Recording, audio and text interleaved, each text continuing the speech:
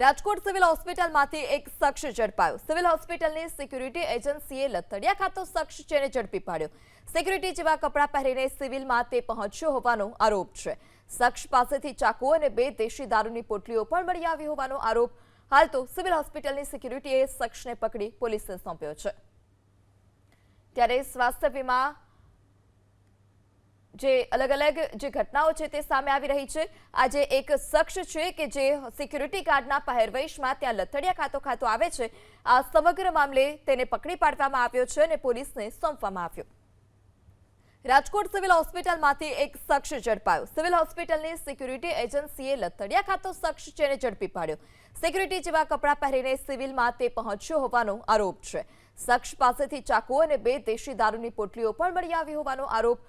હાલ તો સિવિલ હોસ્પિટલની સિક્યુરિટીએ શખ્સને પકડી પોલીસને સોંપ્યો છે।